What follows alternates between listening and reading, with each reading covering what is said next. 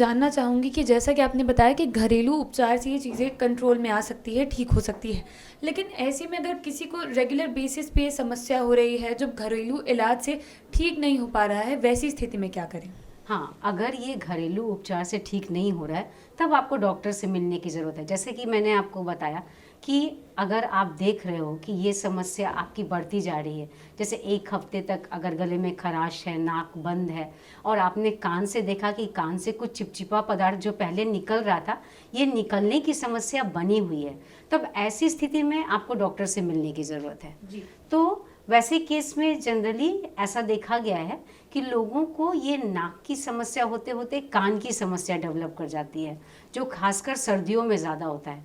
तब आपको एंटीबायोटिक्स भी लेने की ज़रूरत है और साथ साथ कान में ड्रॉप्स डालने की ज़रूरत है, और ऐसे केस में फिर आपको एक डॉक्टर से सलाह लेने की ज़रूरत है। जी।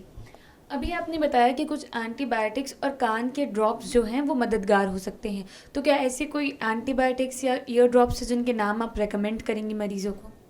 हाँ, मैं रेकमेंड तो कर सकती हूँ, बट फिर भी मैं बोल रही हूँ कि कान से जो पानी आने की समस्या या मवाद आने की समस्या होती है, तो वैसे केस में एक बार अगर आप डॉक्टर को कंसल्ट करके अगर दवाई लें और ड्रॉप्स लें तो वो बेहतर रहता है, क्योंकि कान की जो समस्या को कान को देखने के बाद अगर दवाई या ड्रॉप्स दिया जाए तो वो ज़्यादा कारगर होता है। क्योंकि मैंने बहुत बार ऐसे पेशेंट्स को देखा है जो हमारे पास ये कह के आते हैं कि मैडम हमारे कान से पानी आया था और हमने लोकल किसी डॉक्टर को दिखाया है। इनफैक्ट बहुत लोग ऐसा भी बोलते हैं कि हमने मेडिसिन के शॉप में ही मिल लिया और उन्होंने दवाई दे दिया बिना कान देखे हुए।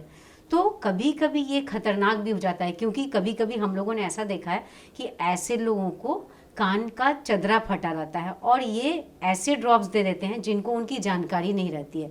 तो वैसे लोगों को ये प्रॉब्लम होता है कि अंदर के कान के अंदर के हिस्से को डैमेज होने की समस्या ज़्यादा हो जाती है। जी।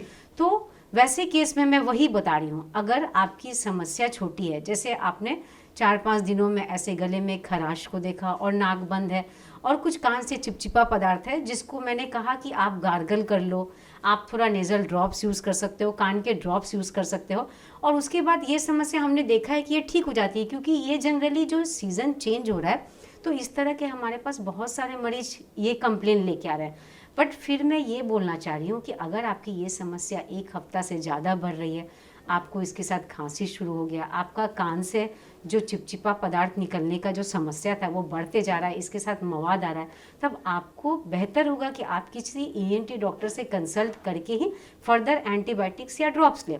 बट फिर भी अगर आप चाहते हैं कि मैं अगर कुछ ऐसा रिकमेंड करूं कि इस तरह की समस्या हो और आप ड्रॉप यूज़ कर सकते हैं, तो हम लोग कुछ ऐसा ड्रॉप्स देते हैं जो बहुत सारी समस्याओं में वो कारगर सिद्ध होता है।